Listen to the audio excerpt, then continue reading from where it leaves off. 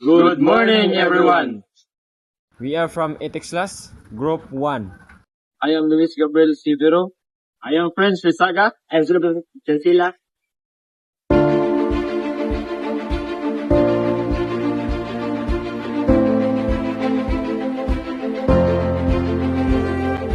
Hello everyone, so today we're going to discuss to you the unethical practices in agriculture, especially child labor. So, what is child labor? Child labor deprives children of their childhood, education, and development. It is defined as any work performed by a child that is exploitative, harms their development, or prevents them from attending school. Children are most often involved in child labor because of their parents or guardians consider it normal for children to work, and sometimes for children's own survival. So what is happening? Child labor in agriculture remains the most widespread and persistent form of children exploitation in the Philippines. According to PSA, or Philippine Statistic Authority, there are 65.3% of all children in 2023 were engaged in agricultural work, including farming, fishing, livestock, and production. These children, many between the ages of 5 to 17 years old, are often exposed to hazardous conditions such as pesticides, handling long hours under extreme heat, and physically demanding tasks that threatens their health, education, and development. Where it happens, according to Bidna News, in 2023 of August, Bukidnon, over 4,790 child laborers work in sugarcane, corn, and banana plantations. Many are unpaid family workers exposed to hazardous tasks like weeding, harvesting, and pesticide handling. According to Hitler, child labor in the Philippines in Davao del Norte, according to their Laborers Act, banana plantation, and the other serve of floaters, harvester, haulers, loaders, and uprooters over time, and the children have to sustain injury from the weeding, harvesting, and bagging and healing work. Deontology evaluates the morality of the practices based on the moral duties and the rights on the economic outcomes and social benefits. A child labor violates and moral duties is protect a children, dignity and rights regardless of poverty. A children must have dignity and rights, never be treated in economic tools. A virtue ethics focus on the moral character of the individual and the cultivation or virtue like justice, compassion, and integrity. Exploiting the children undermines societal virtues like compassion, justice, and stewardship. Utilitarian action and ethical is produced in the greatest good of the greatest number. Some argue child labor helps the family survival. However, it ignores a long-term harm for children's health, education, and future.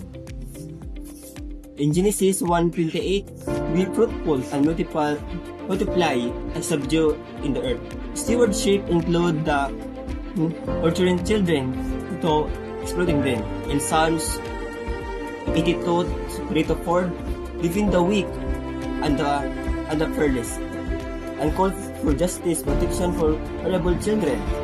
In Matthew 18:6, if anyone causes on these a little ones for the stumble, strongly condemns the children. In Section 2 Republic Act Numbers 1610, as the amended, the otherwise known as the Special Protection of the Children Child Abuse, Exploitation, Discrimination Act, and the states shall be on behalf of the children and the parent and guardian and the teacher, the person having the care, the responsibility, and the children's is unable to protect the child against abuse, exploitation, and discrimination is when acts against the child committed for the sake of the parents, a guardian, teacher, or a person having a care and a custody officer. In my case, about our recommendation, it states here that strict enforcement of Republic Act 9231 and ILO Convention number 182 states that conduct regular inspections of plantations and farms, especially in banana, sugarcane, and rice sectors.